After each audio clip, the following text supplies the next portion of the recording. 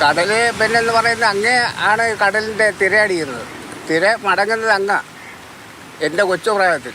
അവിടെ അതിൻ്റെ ഇപ്പുറമൊക്കെ നല്ല കരയായിരുന്നു തെക്കുവടക്ക് നീളത്തിൽ.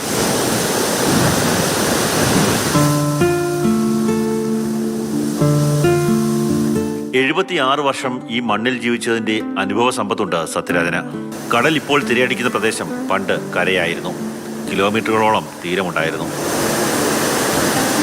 ഇവിടെ പിന്നെ വള്ളവും മലയും ഒക്കെ തെള്ളുകയും അടുക്കുകയും ഒക്കെ ചെയ്തിട്ടുണ്ട്. അപ്പം അത്രയും സൗകര്യം എന്ന് പറയുമ്പോൾ പിന്നെ ഈ കടലിൻ്റെ അടുപ്പിങ്ങനൊക്കെ കുറേ അകലം വേണ്ടേ. അതൊക്കെ അങ്ങ് വെച്ച് തന്നെയാണ് ഈ വലയും വള്ളവും എല്ലാം വയ്ക്കുന്നത്. നമ്മൾ വെച്ച് വീട്ടിൽ വന്ന് കിടന്നുറങ്ങുകയും പിന്നെ അവിടെ നിന്ന് ഈ പടിഞ്ഞാറിരിക്കുന്ന വള്ളം പിന്നെ തല്ലിക്കൊണ്ട് പോവുകയൊക്കെ ചെയ്യുന്നത്.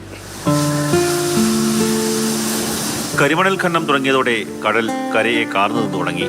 പതിറ്റാണ്ടുകളായുള്ള ഖനനം കരയെയും ഇവരുടെ കിടപ്പാടവും എല്ലാം തകർത്തു. ഇവിടുത്തെ കര പിന്നെ ഇവിടെ ഇത്രയും നശിക്കാൻ കാരണം ഈ കരിമണൽ ഖനനം തന്നെയാണ്. ഖനനം തുടങ്ങിയാൽ കായലും കടലും കൂടെ ഒട്ടും. കായലും കടലും കൂടെ ഒട്ടി ഈ പ്രദേശം മൊത്തം ഇല്ലാതാവും. ഇവിടെ പാടം ഉണ്ടായിരുന്നു, ഈ വടക്കുവശം പാടം ഉണ്ടായിരുന്ന സ്ഥലമായിരുന്നു. അതെല്ലാം കടലേറിയാവുക.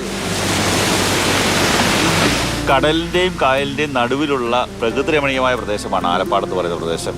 ആലപ്പാട് ഖനനം തുടങ്ങിയതോടുകൂടി കടലും കായലും തമ്മിൽ ഒരേ രീതിയിൽ വരുന്ന അവസ്ഥയിലേക്ക് കാര്യങ്ങൾ എത്തി നിൽക്കുകയാണ്. അതിൻ്റെ ഒരു പേടിയാണ്, ഭയമാണ് അദ്ദേഹത്തിൻ്റെ വാക്കുകളിലുള്ളത്.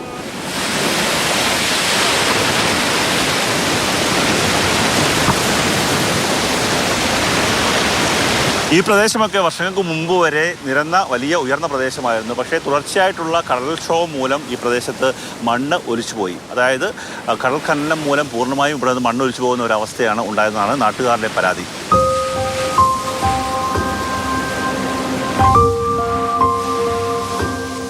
നല്ല ബലത്തിൽ നിർമ്മിച്ച വീടാണ് എനിക്ക് പിന്നിൽ കാണുന്നത്. വലിയ സന്തോഷത്തോടു കൂടി ഒരു കുടുംബം താമസിക്കുന്ന വീടാണ്.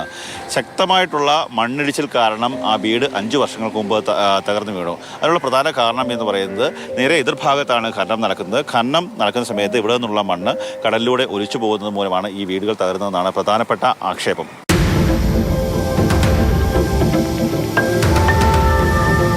ആയിരത്തി 1960കളുടെ തുടക്കത്തിൽ, അതായത് ആലപ്പാട് പഞ്ചായത്തിലും പരിസര പ്രദേശങ്ങളിലുമൊക്കെ തന്നെ കരിമണൽ ഖനനം ആരംഭിക്കുന്ന കാലഘട്ടത്തിൽ ഈ നാടിൻ്റെ വിസ്തൃതി എന്ന് പറയുന്നത് 896.5 ചതുരശ്ര കിലോമീറ്റർ ആയിരുന്നു.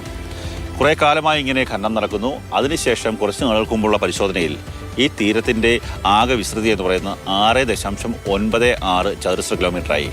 വർഷങ്ങൾ കൊണ്ട് എത്രത്തോളം തീരശോഷണം ഉണ്ടായി എന്ന് ആ കണക്കുകൾ വ്യക്തമാണ്.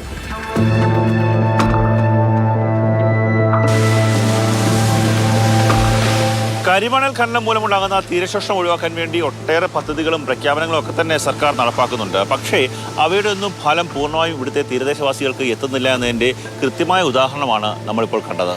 ഇതിന് ശാശ്വത പരിഹാരം ഉണ്ടാക്കാനുള്ള നടപടി സർക്കാരിൻ്റെ ഭാഗത്തു നിന്ന് ഏറ്റെടുക്കേണ്ടതാണ്.